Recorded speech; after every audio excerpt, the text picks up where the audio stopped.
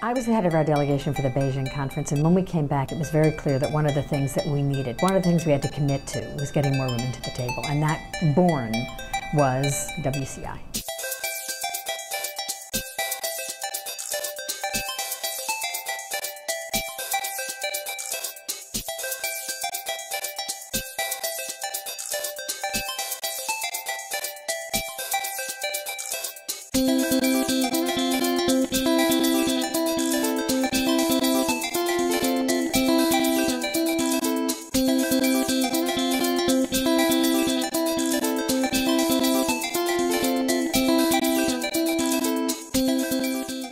I can remember many years ago when in Malawi, where there were a group of men determining what the HIV/AIDS policy was going to look like. There was one woman in the room, and they had crossed out giving preferential treatment for ARVs, antiretroviral drugs, to women who were pregnant. They had crossed it out. And she happened to have nursing experience. She was also a member of parliament, whom we had helped get elected. And she said, wait a minute, why did you cross that out? And they said, well, why should we do that? And she explained it to them, and they put it back on the list. That's the reason we have to be there. We have to be there so that there's a listening. Women are women! Women are Satan! Why is it important to prioritize women is because women plays an important role not only in the society, in the community, but even in the family where everything starts. We've been serving those tables, we've been washing those tables, we've been looking at those tables, we've been cooking for those tables. We want to be at those tables now.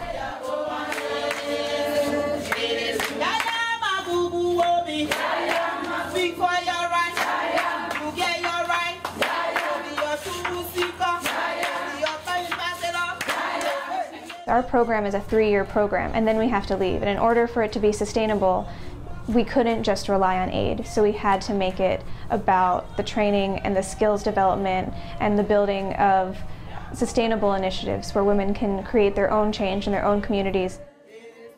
You don't have to be literate to come to these trainings. You don't have to have a high school education. You don't have to run a business. You just have to want to come. Recently, I participated in a training in Kabul, Afghanistan. We worked with the newly elected women members of parliament.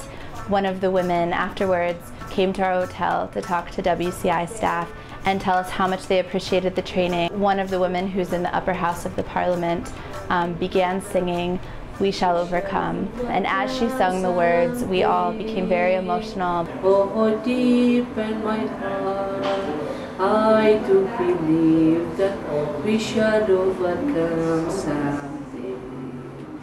We are not alone, we are not alone. You know, we had a woman in Ethiopia that had attended our political participation training, and I spoke with her a few years ago, and she said, I wouldn't even stand up to speak at your first training, and because I felt confident how to speak politically, I was able to run within my group of peers, and I had the confidence to stand up and do that. That's the type of thing that Women's Campaign International does. Time and time again, after our programs and trainings and workshops with women, we hear the same feedback, that this was the best training that they had ever received, that these are the skills, practical and technical, that they need to fulfill their roles as leaders. And it humbles us.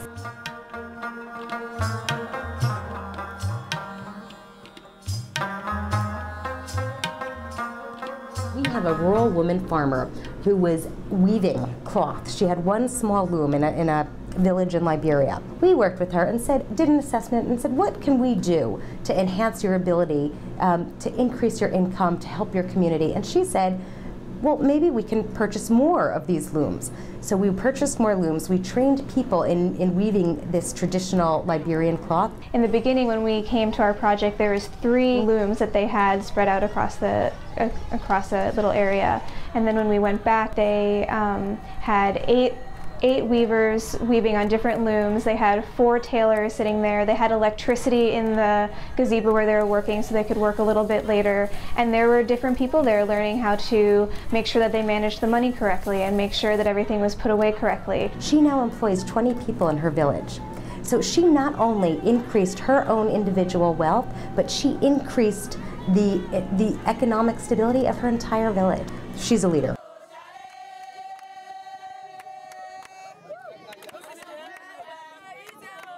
incredibly important is partnerships on the ground amongst women, women's networks. Women in the rural areas, women in the urban areas, and young women all working together and networking and sharing resources, sharing knowledge, and building businesses together.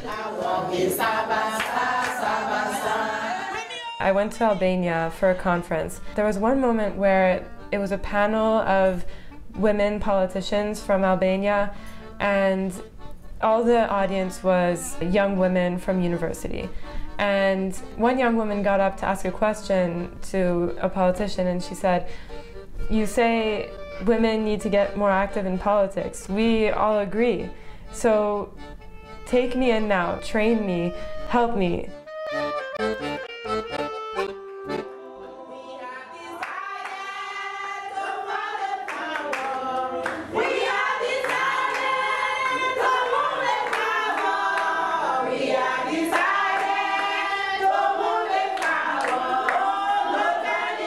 I think I understand with all these women that I've worked with around the world that we're more alike than we are different. My wish is to see more and more NGOs following the steps of WCI. The women that I've met, the places that I've gone, have changed my perspective on the way that I view the world and how individuals can make an impact. This experience at WCI is what will have made me someone who's always restless to actually make change. People don't have to work with us and be a WCI employee to be advocates of WCI and the work that we do. To be sure, if there are more women at the table, there is less corruption. More things are done for education, for children, for health care, because they care about those issues. Women! Women! Don't say that! Do something!